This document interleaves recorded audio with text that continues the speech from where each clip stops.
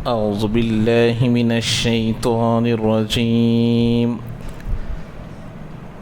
بسم الله الرحمن الرحيم.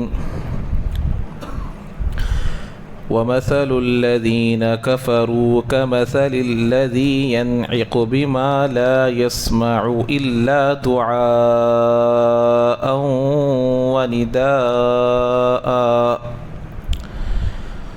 صم بكم عمي فهم لا يعقلون.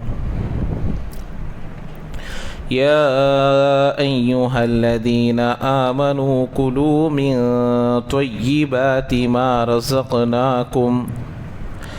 ما رزقناكم واشكروا لله إن كنتم إياه تعبدون.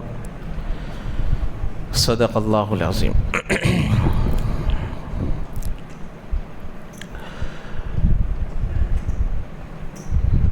تو شرک کے کئی ساری قسمیں تھیں. اس میں سے ایک شرک یہ بھی ہے کہ کسی چیز کو اپنے طرف سے حرام سمجھنا یا کسی چیز کو اپنے طرف سے حلال سمجھنا، یہ بھی ایک قسم کا شرک ہے. اس لیے کہ کسی بھی چیز کو جائز اور ناجائز کہنے کا حق وہ اللہ ہی کو ہے. یہاں تک کہ نبی کو بھی اپنے جانب سے کسی چیز کو حلال حرام کہنے کا حق نہیں ہوتا.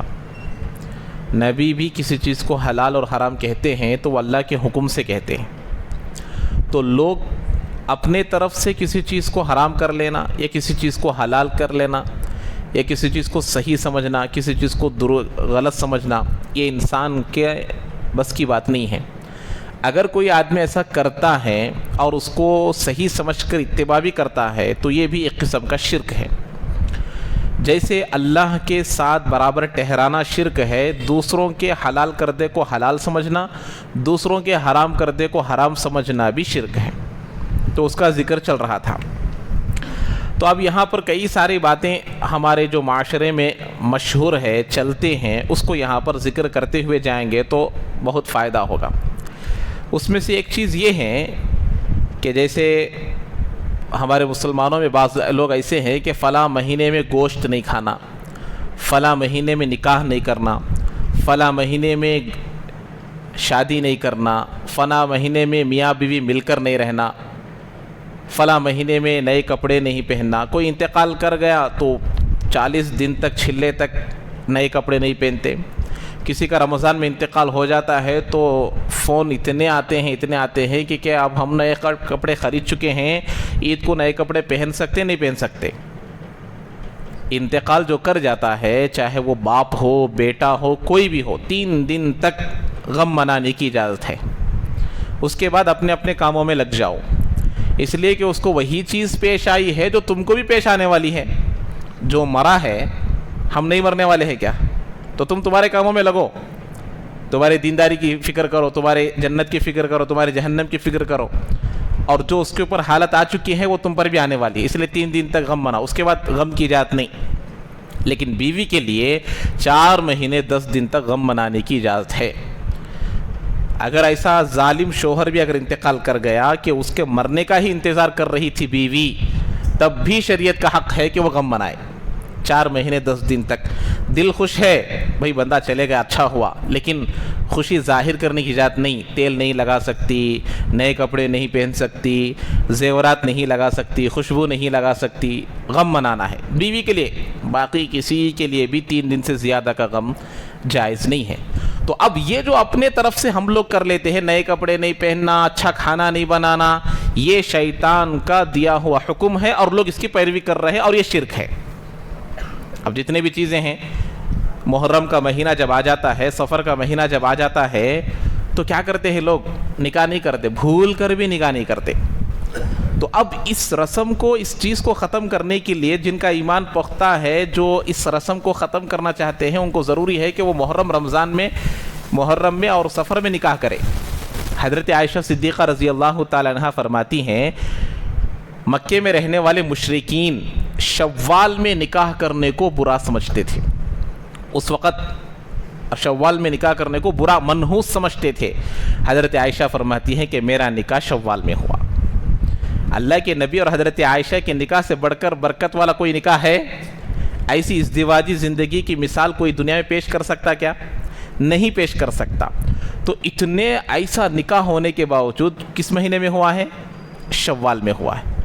تو آج محرم میں نکاح نہیں ہوتے, سفر میں نکاح نہیں ہوتے, میاں بیوی کیا کہتے ہیں دلہن کو اپنے ماں باپ کے گھر بھیج دیا جاتا ہے.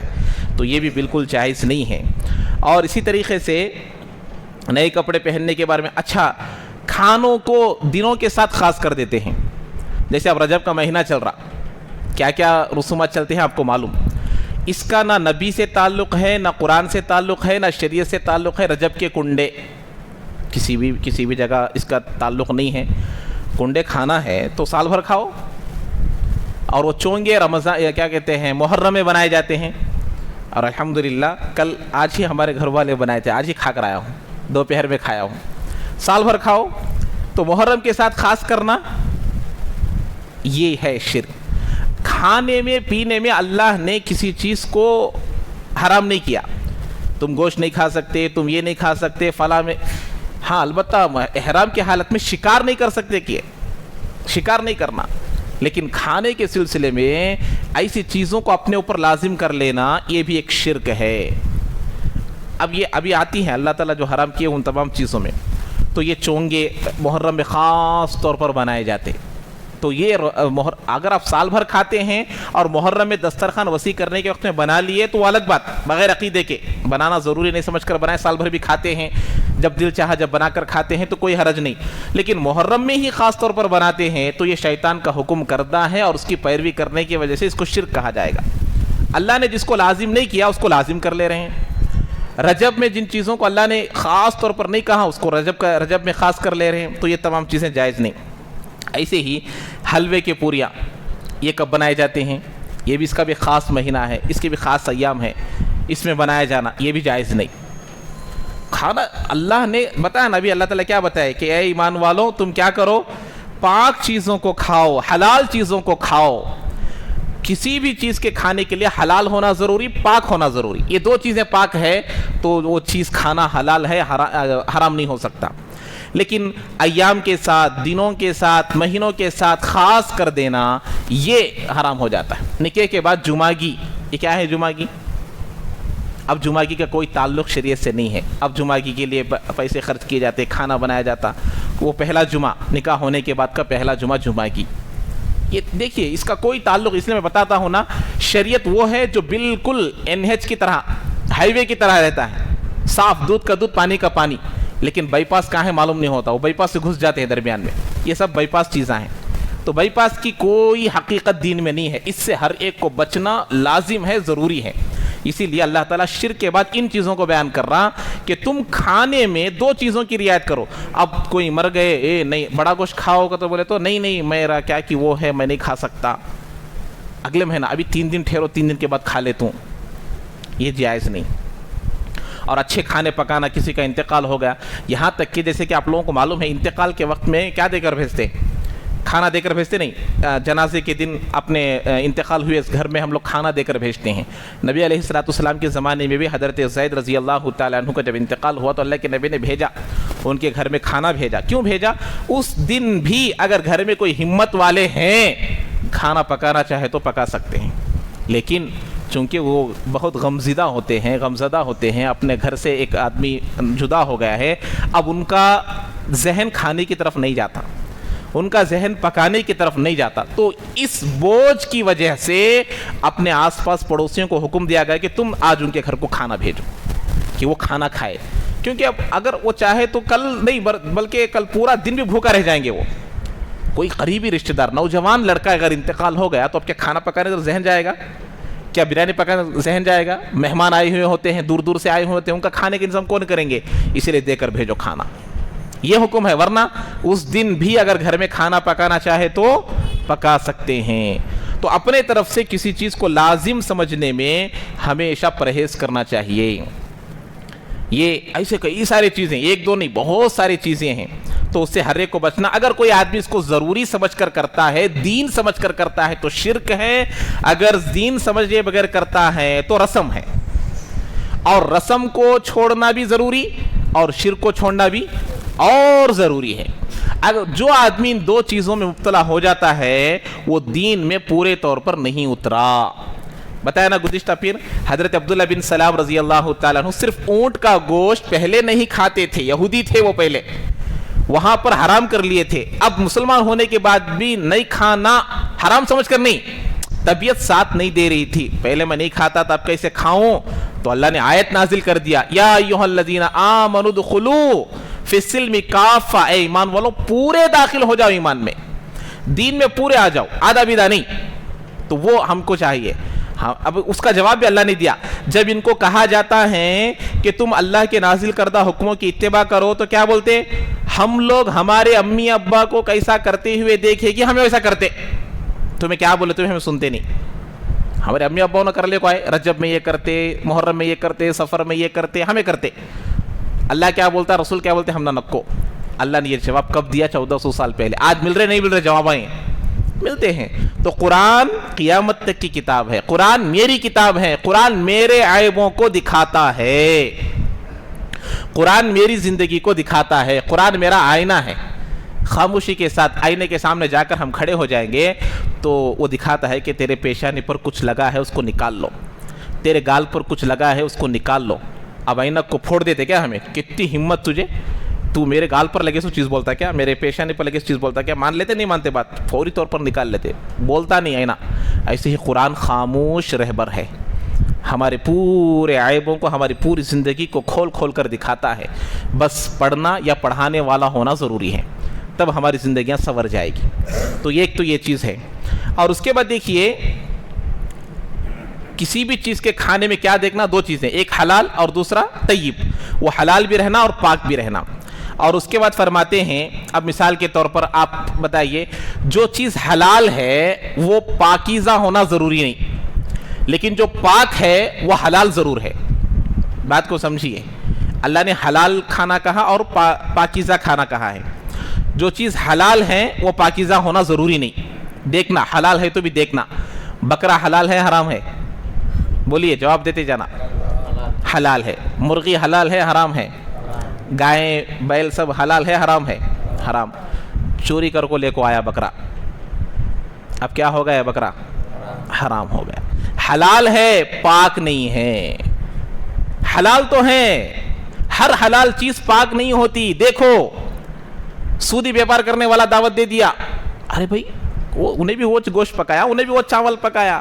سودی بیپار کرتا ہے, جھوٹ بول کر کمایا ہے, شراب پی کر, شراب بیچ کر کمایا ہے, پاک نہیں ہے. دو شرطیں ہر کھانے میں ہونا ضروری. اسی لیے افطار میں بھی خاص طور پر مساجد میں ایسے مالوں کے لینے سے بچنا جو مشکوک ہو, ورنہ ہمارے روزے کیا ہو جائیں گے؟ بیکار ہو جائیں گے. پاکیزہ ایسے ویسے چیزوں کو نہیں لینا. اور اگر ہمارے ہاتھ میں اتنی طاقت نہیں ہے تو ہمیں کیا کرنا؟ گھروں میں افطار کر کے آ جانا, ایسے ویسے دعوتوں میں نہیں جانا. حلال روزہ رکھنے سے بھی زیادہ, نمازوں کی پابندی کرنے سے بھی زیادہ حلال کھانا ضروری ہے. اس لیے کہ ہماری عبادتوں کے مقبول ہونے کے لیے شرط حلال مال اور پاک مال کا ہونا ضروری ہے. جو جسم حرام مال سے پنپتا ہے, جو جسم حرام مال سے بڑھتا ہے, اس کے لیے زیادہ بہتر جگہ جہنم ہے, وہ جہنم میں ضرور جائے گا. حضرت ابوبکر صدیق رضی اللہ تعالیٰ عنہ فضائل صدقات میں, فضائل اعمال میں پڑھے ہیں ہم لوگ, حکایت صحابہ میں واقعہ لکھے ہیں شیخ زکریا صاحب نور اللہ مرقدہ.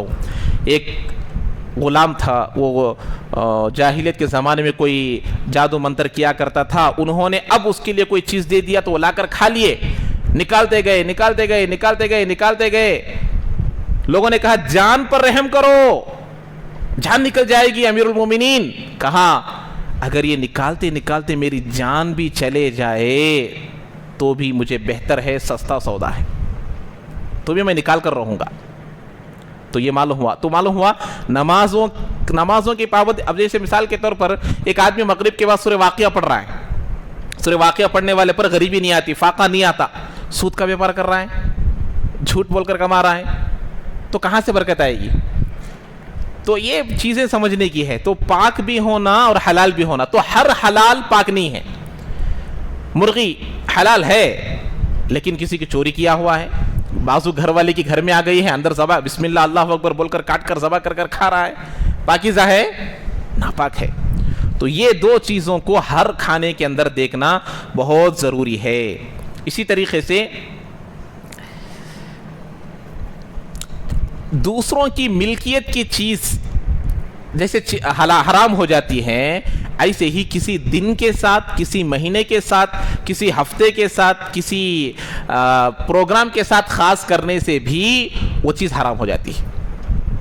میں بتایا نا ابھی, یہ چونگے کیا ہے بھائی؟ کھانا اللہ نے پاک, وہ پاک ہے, میں کمایا ہوا, میں لایا سو آٹا ہے, میں لایا سو تیل ہے, میں لایا سو چیزاں ہیں, جب چاہے پکا کر کھاؤ جب دل چاہے. لیکن مہینوں کے ساتھ خاص کر دیے, ہفتوں کے ساتھ خاص کر دیے, سال کے ساتھ خاص کر دیے, اس لیے اس میں کیا ہو جاتا ہے, حرمت اس کے اندر آ جاتی ہے. یہ پاکیزہ نہیں ہے, حلال تو ہے لیکن پاکیزہ نہیں ہے. تو ہر کھانے میں دو چیزوں کو دیکھنا ضروری ہے کہ وہ کھانا پاک بھی ہونا اور حلال بھی ہونا. ہر حلال پاک نہیں ہوتا, البتہ ہر پاکیزہ حلال ہوتا ہے. پاکیزے کو دیکھ لو بس, وہ حلال ہو سکتا ہے ہر پاکیزہ چیز, کیونکہ پاکیزہ اعلیٰ درجے کی چیز ہے, حلال نیچے کی چیز ہے. حلال کے بعد پاکیزہ آتا ہے, اس لیے جو پاکیزہ ہے وہ حلال ہے, لیکن حلال ہے وہ پاکیزہ ہونا ضروری نہیں. اس کی تحقیق کرو, اس کو پہچانو کہ یہ حلال ہے یا نہیں ہے. تو وہ یہاں پر ان چیزوں کو اللہ تبارک و تعالی تفصیل کے ساتھ پورے مسلمانوں کو یہ بتا رہا ہے کہ دیکھو ان چیزوں سے بچو. اب یہاں پر مثال دے رہے, جب ہم کسی کو بولتے ہیں ان چیزوں کو کہ دیکھو ایسا مت کرو, یہ چیزوں کو ایسا لازم مت کرو, حلال کو حرام مت کر لو, حرام کو حلال مت کر لو, اپوزٹ میں مت چلو, تو یہ کیا کہ اللہ نے ان کی مثال بیان کی. جب ان لوگوں کو بولتے ہیں تو ان کی مثال کیسے ہے معلوم, ان کے ایگزامپل کیسا ہے معلوم, کیا ہے؟ وَمَثَلُ الَّذِينَ كَفَرُوا كَمَثَلِ الَّذِي يَنْعِقُ بِمَا لَا يَسْمَعُ إِلَّا دُعَاءً وَنِدَاءً. اور ان لوگوں کی مثال جنہوں نے کفر کیا. دیکھو اب یہ کون لوگ ہیں جو حلال کو حرام, حرام کو حلال کر لیتے ہیں؟ اللہ نے اس کو کفر بول رہے ہیں. آدمی کافر ہو جاتا ہے. اب یہ کیا کر رہے ہیں کہ یہ چیز کو اپنے اوپر لازم کر رہے ہیں اور اس کو دین سمجھ رہے ہیں, اللہ کے اوپر ایک چیز کو منسوب کر رہے ہیں, دینداری کہہ رہے ہیں. تو اب یہ اللہ شیطان نے وہی کہا, انما یأمرکم بالسوء والفحشاء وان تقولوا علی اللہ ما لا تعلمون. جب کوئی آدمی جا کر سمجھاتا ہے تو شیطان کیا بولتا, بھائی اللہ بولے سو بول ڈالو, یہ بھی دین بولو, یہ بھی اللہ کا کامش ہے بولو, اللہ بولے سو بولو, اللہ کا حکم ہے بولو. تو ایسی چیزوں سے جو اللہ نے نہیں کہا اللہ کے اوپر بولنا, اور اللہ نے جس کو حلال نہیں کہا حلال سمجھنا, اللہ نے جس کو حرام نہیں کہا اس کو حرام سمجھنا, تو ان چیزوں سے آدمی اسلام سے نکل جاتا ہے. اس لیے اللہ نے کہا ان لوگوں کی مثال جنہوں نے کفر کو اپنایا. تو کفر کے قریب تک کا کام ہے یہ. شرک, بتوں کے سامنے جا کر جیسے شرک ہوتا ہے ایسے ہی دوسروں کے حرام کردہ کو حرام سمجھ, تفصیل بعد میں آئے گی مشرکین کیا حرام سمجھے تھے, تو یہ بھی شرک ہے, آدمی اس سے اسلام سے نکل جاتا ہے. تو یہ ان لوگوں کی مثال جنہوں نے کفر کو اپنایا ایسے ہیں ان جانوروں کی طرح ہیں جس کو بلایا جاتا ہے ہانک کر, پکار کر. اب جانوروں کو کیسا بلاتے, بیلوں کو, بکریوں کو, اونٹوں کو ہانک کر زور زور سے پکار کر بلاتے ہیں. تو وہ جانور بما لا یسمع, کچھ بھی نہیں سمجھتے, صرف پکار کو سمجھتے ہیں. وہ ہمارے باتوں کو سمجھتے کیا, وہ ہمارے قول کو سمجھتے ہیں, کچھ بھی نہیں سمجھتے, صرف آواز سنائی دیتے ہیں ان کو. ہاں اب ڈراتے ہیں, اب کیا کی بولتا ہے, ادھر جاؤ بولتا ہے, ادھر اتنا ان کو معلوم ہوتا, سو الفاظ کا معنی ان کو سمجھ میں نہیں آتا. تو اللہ کہتے ہیں ان لوگوں کی مثال ایسی ہی ہے جو اب ان کو سمجھانے جاتے ہیں تو سمجھتے نہیں. کیا کی بول رہے لوگ, مسجد میں کیا کی بولتے ہیں, مولانا کیا کی بولتے ہیں, مفتی صاحب کیا کی بولتے ہیں, بات سمجھ میں نہیں آتی. کیا ہے, اللہ نے ان کے بارے میں فرمایا سمن, وہ گونگے ہیں, کانوں سے ان کو سمجھ میں نہیں آتا. اب گونگے ہے, بات سنائی نہیں دے رہی, اب بات سمجھ سکتے کیا؟ یہاں سے بات گئی ایک سمجھنے کا طریقہ. بکمن, اور وہ گونگے ہیں, بول بھی نہیں سکتے. عمیون, اندھے بھی ہیں. فہم لا یاقلون, وہ نہیں سمجھ پاتے کسی بھی چیز کو. جس آدمی کے کان سنائی نہ دیتے ہوں, جس آدمی کے آنکھ دکھائی نہ دیتے ہوں, اب بتائیے اس کو صحیح راستہ دکھانے کا کیا طریقہ ہے؟ کوئی طریقہ ہے؟ بتا سکتے ہیں کوئی؟ نہیں ہے. اور وہ گونگا بھی ہے. ہمارے جملے کو شاید وہ اپنے زبان سے ادا بھی نہیں کر سکتا, سن بھی نہیں سکتا, دیکھ بھی نہیں سکتا. تو یہ ایسے ہی لوگ ہیں, نہ کان ان کے کام کرتے ہیں, نہ ان کی زبان کام کرتی ہے, نہ ان کے آنکھ کام کرتے ہیں, تو ان کو صحیح راستہ بالکل نظر نہیں آتا. صحیح راستہ بالکل نظر نہیں آتا. تو فہم لا یعقلون, وہ نہیں سمجھ پاتے ہیں. تو اب یہاں تک یہ بات سمجھ میں آ گئی. اب یہاں پر جیسے کہ ابھی آپ لوگوں کو معلوم ہے, شیطان کیا کرتا ہے, نیک کاموں سے برے کاموں کی طرف کھینچ کر لے کر جاتا ہے, برے کاموں کی طرف. اسی کو نہ کہیں اب اللہ نے کہا پوری چیزوں کھا سکتے ہیں, لیکن ہم نے کیا کہا, اپنے اوپر وہ راستے سے ہٹا دیتا ہے, NH سے ہٹا دیتا ہے, ہائی وے سے ہٹا دیتا ہے. اب ایسے ہی راتوں میں دیکھے ہوں گے آپ لوگ, شب معراج ہو, شب برات ہو, شب قدر ہو, یہ جب چیزیں آتے ہیں تو ہونا تو یہ چاہیے کہ اس میں عبادتیں کرے, لیکن اس میں کیا کرتا ہے شیطان, مسجدوں کو سنوارنے میں, لائٹنگ ڈالنے میں کرتا نہیں کرتا. اب یہ کس کا حکم ہے؟ اللہ کا. اللہ کا ہے, نعوذ باللہ. کس کا ہے؟ یہ شیطان کا. ان کاموں میں لگا دیتا ہے, پکوانوں میں لگا دیتا ہے, پکانے کھانے کھلانے میں لگا دیتا ہے, حالانکہ حقیقی چیز مقصد جو ہے مقصد سے ہٹا دیتا ہے. اللہ کی فرما برداری, اللہ کی عبادت سے ہٹا کر دوسرے کاموں میں مشغول کرا دیتا ہے. لائٹنگ ہمارے مساجد میں تو نہیں ہوتا, اکثر و بیشتر باہر مساجدوں کو لائٹنگ سے سجایا جاتا ہے. اس سے کون اللہ خوش ہوتے؟ کیا نبی خوش ہوتے؟ اس سے اللہ کی رضامندی کا کوئی تعلق نہیں. اس مسجد کو دیکھو جو 1400 سال پہلے ایک لائٹ بھی نہیں تھا, وہ مسجد ایک لائٹ کے بغیر بھی جو مسجد تھی, ان کے دل لائٹنگ سے تھے, ان کے دل منور تھے, ان کے دل نورانیت سے روشن تھے. آج ہمارے مساجد تو روشن ہے, لیکن دل کیسے ہیں؟ تو شیطان نے ہم کو ان کاموں میں لگا دیا, مسجد کو روشن کرو, مسجد کو لائٹنگ سے یہ کرو, مسجد کے باہر لائٹنگ لگاؤ, وہ کرو یہ کرو, لیکن دل پورے اندھے ہیں. دل پورے کیا ہے؟ اندھیرا بھرا ہوا ہے. جس چیز کو روشنی کرنا ہے اس چیز کو روشن نہیں کر رہے, جس چیز کو روشن نہیں کرنا اس کو روشن کرنے کے پیچھے پڑ گئے. اب یہ جو روشنی ہے یہ اصل میں ہمارا طریقہ نہیں ہے, یہ غیروں کا طریقہ ہے. ابھی مندر اوپننگ ہوئی گزشتہ سال فیبروری میں, کتنے لاکھوں کے دیپ جلائے گئے, چراغ لگائے گئے, لگائے نہیں لگائے. تو یہ چیز ہماری چیز نہیں ہے, یہ کن کی چیز ہے؟ غیروں کی ہے. روشن کرنا, زیادہ لائٹنگ لگانا, یہ تمام چیزیں ہمارا طریقہ نہیں ہے, یہ غیروں کا طریقہ. تو ان چیزوں میں وہ مبتلا کر دیتا ہے. اب یہاں پر دیکھیے جیسے یہ بتا دیا گیا, اب اللہ تعالیٰ آخری دوسری آیت میں فرماتے ہیں, جیسے اوپر میں اللہ نے دو چیزوں کی تاکید کی تھی, حلال رہنا, پاک رہنا. اور وہاں کیا بولا تھا؟ لوگوں کو بولا تھا اللہ تعالیٰ, یا ایھا الناس, اے لوگوں. اس میں سب آ گئے, کافر بھی, یہودی بھی, نصارہ بھی, سب آ گئے. وہاں اللہ تعالیٰ سب کو بولا تھا دو چیزیں, حلال رہنا, پاک رہنا. دو چیزوں کی شرط اللہ تعالیٰ لگائے تھے سب کے لیے. اب یہاں اللہ تعالیٰ یا ایھا الذین آمنو, اے ایمان والوں. اب یہاں حلال کو نہیں لایا اللہ, یا ایھا الذین آمنو کلوا من الطیبات, من طیبات. اللہ نے کہا پاکیزہ کھاؤ. حلال ہے یہاں نہیں. کیوں؟ جو پاک ہے وہ حلال ضرور ہے, لیکن جو حلال ہے وہ پاک رہنا ضروری نہیں ہے. اس لیے اللہ نے یہاں ایمان والوں کو جب کہہ رہے ہیں تو تم صرف اور صرف پاکیزہ کو کھاؤ, صرف اور صرف پاکیزہ کو کھاؤ. کیونکہ جو حلال ہے وہ پاک رہنا ضروری نہیں. جیسے مثال دیا نا, مرغی حلال, بکرا حلال, لیکن دوسروں کا ہے اور وہ پاکیزہ نہیں ہے تو نہیں کھا سکتے. لیکن جو پاکیزہ ہیں وہ حلال ضرور ہے. تو اللہ نے ایمان والوں سے کہا یا ایھا الذین آمنو, اے ایمان والوں. یہ اللہ جہاں ایمان والوں کا لفظ لے کر آتے ہیں نا, وہاں کئی سارے معنی ہیں. میری اتباع کرنے والے, میرے حکم کو ماننے والے, میری فرما برداری کرنے والے, میرے حکموں کی پابندی کرنے والوں, سنو. اب اس کے بعد کا جو حکم مانیں گے وہی اللہ کے بندے ہیں. جو اس حکم کو نہیں مانتے وہ اللہ کے فرما بردار نہیں بلکہ نافرمان بندے ہیں. اللہ نے کہا من طیبات, اے ایمان والو تم کھاؤ پاک چیزوں میں سے, ما رزقناکم, جو ہم نے تم کو دیا, جو ہم نے تم کو دیا ہے. میں کمایا سو, میں کریا سو, میں جا کو ڈیوٹی کرتا ہوں, میں جا کو کھیت میں کام کرتا ہوں, میں جا کو جاب کرتا ہوں. ارے اللہ کے بندوں, اللہ نے تم کو صحیح سالم پیدا کیا, عقل صحیح دیا, ہاتھ صحیح دیا, پیر صحیح دیا, تمام اعضاء کو صحیح کیا, تبھی جا کر کما رہے ہو نا. اگر ان چیزوں میں کچھ کمی بیشی کر دیتا, کما سکتے تھے. بازو جا کر بیٹھے تو لوگ اٹھ کو چلے جاتے تھے.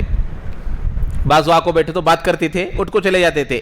ایک دماغ کا سکرو لوز ہو گیا تو کوئی کپڑوں کا خیال نہیں، کیا کھانا معلوم نہیں، کیا پینا معلوم نہیں، گندگی بھی کھا لیتا ہے، گندا بھی اٹھا لیتا ہے، گندگی بھی اٹھا لیتا ہے، کیا کپڑے پھاڑ لیتا ہے. لیکن اللہ نے دماغ کو صحیح رکھا، آنکھوں کو صحیح رکھا، کان کو صحیح رکھا، سب رکھا، اب کما رہا ہے. تو کون دیے؟ کون دیے؟ اللہ نے دیا ہے. اللہ نے دیا. اس لیے اللہ کہہ رہے ہم جو دیے ہیں تم کو ان چیزوں میں سے کھاؤ. من طیبات ما رزقناکم، ہم نے جو چیزیں تم کو دیا ہے اس میں سے کھاؤ. اور اس کے بعد جو اللہ کہہ رہے اس کو غور سے سننا ہے. واشکروا للہ، اللہ کا شکر ادا کرو. کس کا شکر ادا کرنا؟ اللہ کا. میں کما کو لایا، صبح سے لے کر شام تک کام کر کو، خون پسینہ ایک کر کو، بولتے نہیں خون پسینہ ایک کر کو کمائے، 16 کو کھایا. جب بندہ کھانا کھاتا ہے تو کیا بولتا ہے؟ بسم اللہ. میں کمایا ہوں، میں دھوپ میں کام کر کر آیا ہوں، لیکن اس کو یہاں تک لانے کی ذات کون سی ہے؟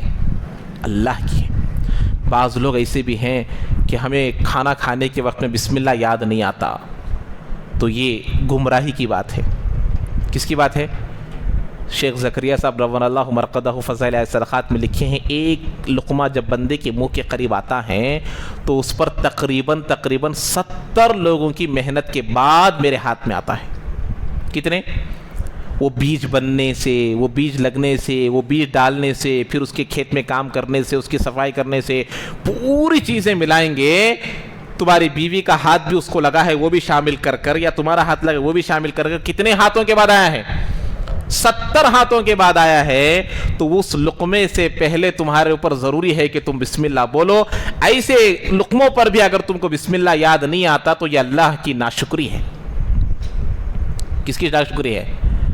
چلو اللہ نے بتا، اللہ بندوں کو معلوم کہ میرے بندے غفلت میں زندگی گزارتے ہیں، تو اللہ نے دعا بھی سکھا دی. درمیان میں بھی اے اللہ کے بندے، اے اللہ کے نافرمان، اللہ کو بھول کر زندگی گزارنے والے، شروع میں بھی بسم اللہ یاد نہیں آیا، درمیان میں تو بھی یاد آ جائے تو اس دعا کو تو پڑھ لو. بسم اللہ اولہ و آخرہ تو پڑھ لو. جب بھی یاد نہیں آتا تو اس سے بڑا ظالم کون ہے؟ ایک رشتہ دار کے گھر کو کھانا کھانے کے لیے گئے، بڑا مالدار بلایا یا رشتہ دار بلایا، کھانا اچھا نہیں ہے تو بھی اچھا ہے بول کو آتے، بولتے نہیں بولتے یہ بہت اچھا بنا ہے ماشاءاللہ. اللہ پیدائش سے لے کر کھلا رہا ہے، اب بھی ہمارے کھانوں سے پہلے بسم اللہ یاد نہیں آ رہا تو کتنی بڑی ناشکری ہے. بسم اللہ کا بولنا ضروری ہے. تو اسی لیے اللہ ہی کا شکر، کوئی بھی کام ہو جائے، نوکری مل گئی، اللہ کا شکر ادا کرو. میرا کچھ نہیں ہے اس میں. بتائیے ڈگری، ہر ایک کی ڈگری کام آنے والی ہے، تو آج کتنے ڈگریاں حاصل کیے ہوئے لوگ چائے کا دکان کھولے نہیں کھولے؟ ڈگری ہی کام دینے والی ہے، سیلری دلانے والی ہے. تو یہ ڈگریاں حاصل کیے ہوئے لوگ کیوں فٹ پاتھوں پر کام کر رہے ہیں؟ کیوں لیبرز کا کام کر رہے ہیں؟ اللہ نے جس پر فضل کیا یا اللہ نے جس پر مقدر کیا اس کو ڈیوٹی مل رہی ہے، اس کو جاب مل رہا ہے. تو ڈیوٹی ملی، میری محنت سے ملی بولتا یا اللہ کے فضل سے ملی بولتا؟ اللہ دیکھتے نہیں، اللہ دلایا ہے. ورنہ میری ڈگری، میری صلاحیت میں یہ اتنی بس کی بات نہیں ہے کہ مجھے مل جائے، اللہ نے دلایا. اسی لیے ہر کام کے اختتام پر اللہ کے نبی نے دعا سکھلائی، الحمدللہ الذی بنعمتہ وتوفیقہ تتم الصالحات. تمام تعریفیں اس اللہ کے لیے ہیں جس کی توفیق سے، جس کی نعمت سے اچھے کام مکمل ہوتے ہیں. میں کر رہا ہوں لیکن مکمل کرانے والی ذات کس کی ہے؟ اللہ کی ہے. واشکروا للہ، خوشی میں، غم میں، ہر قسم میں اللہ کو یاد کرنا. ایک بزرگ کے بارے میں واقعہ لکھا ہے کہ وہ بڑے اللہ والے تھے، بڑی عبادتیں کرنے والے، بڑے اللہ کے زاہد بندے تھے. تو اللہ ہی کی جانب سے آزمائش ہوئی، آواز آ رہی ہے ان کو، دل میں بات آ رہی ہے کہ اللہ نے تمہارا نام جہنم میں لکھ دیا ہے. کیا ہے؟ اللہ نے تمہارا نام جہنم میں لکھ دیا ہے. پھر بھی تم اتنی عبادتیں کیوں کر رہے ہو؟ پھر بھی تم اتنے اللہ سے دعائیں کیوں کر رہے ہو؟ اتنے مجاہدات کیوں کر رہے ہو؟ تو یہ دل میں بات آئی، آواز آئی. تو اس کے بعد بزرگ روتے ہوئے کہیں مجھے اللہ کے علاوہ بھی کوئی دروازہ ہو تو بتا دو، وہاں جاؤں گا. اب بھی مجھے اللہ ہی تو ہے جو مجھے جہنم سے بچا سکتا ہے. جیسے مصیبتوں میں اللہ کو نہیں بھولنا، خوشیوں میں بھی اللہ کو نہیں بھولنا. یہ وشکروا للہ، اللہ کا شکریہ ادا کرو، یہ ہے. تو یہاں پر ایک بات سمجھنے کی ہے اللہ کا، اسی لیے مجدد الفسانی رحمت اللہ علیہ لکھے ہیں جس کو صحیح شیخ نہ ملے، جس کو صحیح پیر نہ ملے جو سلوک کرا سکے، سلوک کے معنی راستہ چلنے والا، سلوک کہتے ہیں اللہ کے راستے پر چلنے والا، سلک یسلکو سے ہے، یہ سالک راستے پر چلنے والا، اللہ کے راستے پر چلنے والا. تو سلوک طے کرانے والا شیخ اگر کسی کو نہیں ملا، صحیح شیخ نہیں ملا، وہ نبی کی دعاؤں کا اہتمام کر لے، وہ سلوک پا جائے گا. نبی کی دعاؤں کا اتباع کرے، ہر محل میں، ہر لمحے میں، ہر چیز میں اللہ کے نبی نے دعا سکھلائی. دعاؤں کو سیکھو، دعاؤں کو پڑھو، دعاؤں کو سمجھو، سلوک مل جائے گا. پیروں سے چلنا نہیں، دل سے چلنا، پیروں سے چلنے کا نہیں. دل سے چلنا کیسا؟ ہم لوگ دکان کھولتے ہیں، دل سے کھولتے ہیں، پیروں سے کھولتے ہیں. آدمی کے پیر تو چل رہے ہیں لیکن حقیقت میں کیا چل رہا ہے؟ دل چل رہا ہے. بیوی بیمار ہو گئی، ڈاکٹر کے پاس لے کر جا رہا ہے، دل سے لے کر جا رہا، پیروں سے لے کر جا رہا؟ دل سے لے کر جا رہا. بارش آ رہی پھر بھی دکان کو دل سے. تو اللہ کے راستے میں دل سے چلنے کا اعتبار ہے، پیروں سے چلنے کا نہیں. تو حقیقی سلوک ملنے کے لیے نبی کی دعاؤں کا اہتمام ضروری ہے. ہر لمحے میں مسجد میں آنے کی دعا کا ترجمہ دیکھو، مسجد سے باہر جانے کی دعا دیکھو، گھر میں آنے کی دعا دیکھو، گھر سے باہر جانے کی دعا دیکھو، ہے نہیں ہے؟ پانی پینے سے پہلے، پانی پینے کے بعد، یہاں تک کہ اپنی بیوی سے خواہش پوری کرنے کے وقت میں بھی دعا بتلائی گئی کہ یہاں پر بھی اللہ کو نہ بھولو، یہاں پر بھی اللہ کو یاد رکھو. وشکروا للہ، اللہ کا شکر ادا کرو، اللہ کو مت بھولو. یہ وشکروا للہ. اور اس کے بعد یہاں پر ایک بات ہے کہ شکر بجا لانا بندوں کا بھی ہوتا ہے. اس لیے حدیث پاک میں آیا من لم یشکر الناس لم یشکر اللہ. جو لوگوں کا شکریہ ادا نہیں کرتا وہ اللہ کا بھی شکریہ ادا نہیں کرتا. لوگوں کا شکریہ ادا کیا کرنا؟ جب بندہ کوئی ہمارے ساتھ بھلائی کا کام کرتا ہے تو اس کو کیا بولنا ہے؟ جزاک اللہ. کیا بولنا ہے؟ جزاک اللہ خیرن. ہمارے جملے سے نہیں نکلتا. ہمارے جملے سے کیا نکلتا؟ ٹینکس. ہم لوگ کیا بولتے ہیں؟ کیا بولتے ہیں؟ نہ اس کا فائدہ نہ ہمارا فائدہ. فائدہ ہے good morning, good evening, good afternoon. ہمارا بچہ بول دیا تو خوش ہو جاتے ہیں ہمیں، ارے انگلش بات کر رہا ہمارا بچہ. کسی کا کوئی فائدہ نہیں ہے. ہمارے نبی نے ہم کو سنایا السلام علیکم ورحمۃ اللہ، السلام قبل الکلام. اللہ تمہارے آنکھوں کو، تمہارے سر کو، تمہارے کانوں کو، پورے جسم کو صحت کے ساتھ رکھے. اس سے بڑھ کر کوئی دعا ہے؟ یہ گڈ مارننگ میں ہے، یہ گڈ ایوننگ میں ہے، یہ گڈ نائٹ میں ہے؟ نہیں ہے. سلام میں ہے. سو رہے ہیں، اچھا ٹھیک ہے اب ہم سو جاتے ہیں، السلام علیکم. اللہ تم کو صحت کے ساتھ رکھے، اللہ تم کو سلامتی کے ساتھ رکھے. تو لوگوں کا شکریہ ادا کیسے کرنا؟ انگلش جملہ بول کر کرنے کا نہیں، جزاک اللہ خیرن بولو اس کو. اسی لیے حدیث پاک میں آیا من سنیا الیہ خیرا فقال لفاعلہ جزاک اللہ فقد ابلغ فی الثناء. جب کوئی آدمی کسی کے ساتھ بھلائی کا کام کرتا ہے اور کرنے والے کو جزاک اللہ بولتا ہے تو وہ اللہ کی تعریف میں مبالغہ کیا، بڑی اللہ کی تعریف کر دیا، بڑی اللہ کی تعریف کر دیا. اب ہم کیا بولتے ہیں معلوم اس کا مطلب؟ بھائی تم نے ہمارے ساتھ جو بھلائی کی ہے، ہیلپ کی ہے، اللہ تبارک و تعالی آپ کو اس کا بدلہ دے. کوئی آدمی کسی کو ہیلپ کر دیا، پھر ہمیں اسے ہیلپ کرنا اس کا حق، لیکن پھر ہمیں ہیلپ کرتے نہیں کرتے معلوم نہیں، پھر ہمیں اس کا ساتھ دیتے نہیں دیتے معلوم نہیں. اس لیے کیا کرنا ہے؟ اللہ کے ذمے بول رہے تمہیں جو ہمارے ساتھ بھلائی کرے کہ اس کا بدلہ کون دینا؟ اللہ دیتے. یہ ہے اچھا ہے یا تھینکس بولنا اچھا ہے؟ کون سا اچھا ہے؟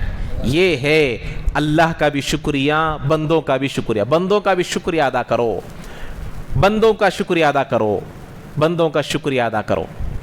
اب یہاں پر بھی ایک بات سمجھ، یہاں پر بھی ایک شرک کی بو آتی ہے. کیا؟ اب کام تو ہو گیا، کام ہونے کے بعد خواجہ غریب النواز کے پاس گئے، خواجہ نظام الدین اولیاء کے پاس گئے، معین الدین چشتی رحمۃ اللہ علیہ کے پاس گئے. یہ بڑے بڑے اولیاء ہیں، یہ پورے ہمارے سر آنکھوں پر، ان کے جوتیاں بھی ہمارے سر آنکھوں پر، ہمیں ان کے برابر نہیں، لیکن وہ ہمارے اولیاء اللہ ہے، اللہ کے ولی ہے. ان کا شکریہ ادا غائبانہ طور پر حرام ہے. بندہ اس عقیدے سے اس قبر کے پاس جا رہا ہے کہ میرا یہ کام فلاں قبر میں رہنے والے بزرگ نے کیا. شکریہ غائبانہ جائز نہیں, شکریہ حاضرانہ واجب ہے. انہوں نے میرے ساتھ بھلائی کا کام کیا, میں ان کا شکریہ ادا کرنا واجب ہے. لیکن جو قبر میں ہے ان کو ہمارے ساتھ بھلائی کیے ہیں سمجھنا یہ حرام ہے. آج لوگ ایسا ہی کرتے نہیں کرتے؟ قبروں کے پاس جا کر کیا بولتے؟ بھئی فلاں بزرگ سے میرا کام ہو گیا, فلاں بزرگ سے, فلاں قبر والے سے میرا کام ہو. اب وہاں جا کر شکریہ ادا کرتے, تمہارا بڑا شکریہ ہے. اب بولے تو کیا بولتے؟ بھئی ایم ایل اے کے پاس جانا, سی ایم کے پاس جانا ڈائریکٹ جانے ہوتا کیا؟ ہمارے اننت پور کے ایم ایل اے کو, ایم پی کو بلا لے کو جاتے, ڈائریکٹ جانے ہوتا کیا؟ پی ایم گنے جانا ڈائریکٹ جانے ہوتا کیا؟ یہ جملے نکلتے. تو ان کو بولو اللہ تعالیٰ کہتے ہیں میں بندے کے شہرگ سے بھی قریب ہوں. مجھے تمہارے M L A M P M کی ضرورت نہیں ہے میرے تک آنے کے لیے, میں بالکل قریب ہوں. تمہارے دل کی آہٹ سنتا ہوں میں, تمہارے لیے میرے واسطے ہونا کیا مجھے نہیں.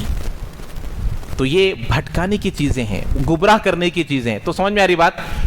شکریہ ادا کرنا غائبانہ کے لیے جو ہمارے سامنے نہیں ہے, قبروں میں ہے, ان کا شکریہ ادا, ان کو ہمارے لیے مؤثر سمجھنا, ان کو ہمارے لیے مدد کرنے والا سمجھنا, ناصر سمجھنا, مددگار سمجھنا, تو یہ جائز نہیں ہے.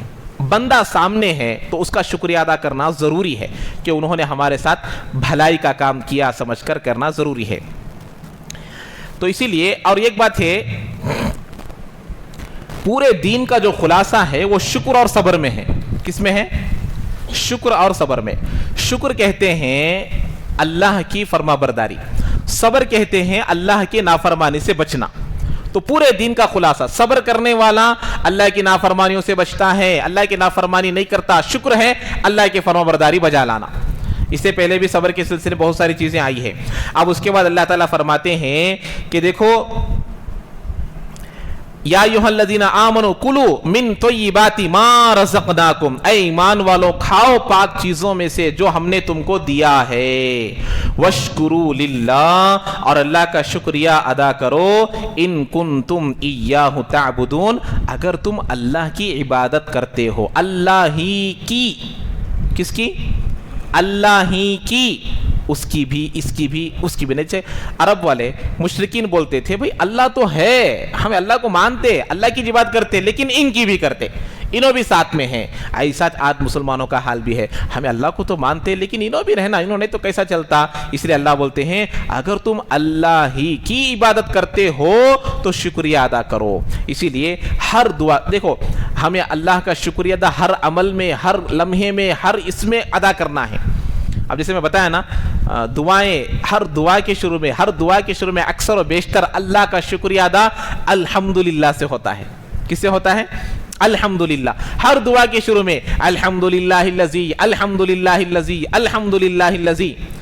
بندوں کا شکریہ ادا کرنا بھی اللہ نے سکھایا. کسی کے آدمی کے پاس جا کر کھانا کھا لیے, کیا سکھایا اللہ تعالیٰ؟ اللہم اطعم من اطعمنی واسقی من سقانی. اے اللہ جس نے مجھے کھانا کھلایا تو اسے کھانا کھلا, جس نے مجھے پانی پلایا تو پانی پلا. یہ ہے بندوں کا شکریہ ادا. اللہ بندوں کا شکریہ ادا کرنا بھی سکھا رہے ہیں. یہ دعا دینا ہے جہاں کھانا کھائے جا کر, اے اللہ اسے بھی تو کھانا کھلا, اسے بھی. گھر میں جا رہے, دعا ہے اللہ کا شکریہ ادا. اللہم انی اسألک خیر المولج وخیر المخرج, بسم اللہ ولجنا و بسم اللہ خرجنا. اے اللہ تیرے نام سے ہم اندر جاتے ہیں, تیرے نام سے آتے. بھلائی کی دعا. گھروں میں بے برکتی, گھروں میں پیار محبت نہیں, کیوں نہیں ہے, دعاؤں کا اہتمام نہیں. بیت الخلاء میں جاتے ہیں, وہاں دعا, بیت الخلاء سے آتے ہیں وہاں, یہ سب اللہ کا شکریہ ادا ہے. تو اللہ کا شکریہ ادا ہر ایک پر لازم ہے اور کرنا ضروری ہے. تو اب یہاں پر دیکھیے, شکر کرنا بھی بندگی ہے, حلال کھانا بھی بندگی ہے, حرام سے بچنا بھی بندگی ہے. تو اب یہاں پر اللہ نے حلال کا تذکرہ کیا, کیا کھانا بتایا. اب کیا نہیں کھانا اس کو بیان کریں گے. دکھنے میں تو وہ بھی بریانی, دکھنے میں تو وہ بھی کھانا, دکھنے میں تو وہ بھی بکرا, دکھنے میں تو وہ بھی مرغی, لیکن اللہ نے کچھ چیزوں کو حرام کیا. انما حرم علیکم، اللہ یہاں سے کہتے ہیں کہ ہم نے تم پر حرام کیا. کیا کیا حرام کیا؟ اس کی تفصیل انشاءاللہ آگے کی آیتوں میں آ رہی ہیں. اگلے پیر کو انشاءاللہ تفصیل کے ساتھ بیان کروں گا. اللہ تعالیٰ مجھے اور آپ کو عمل کی توفیق نصیب فرمائے. سبحان اللہ بحمدہ، سبحانک اللہم وبحمدک، ونشہد ان لا الہ الا انت، نستغفرک ونتوب الیک.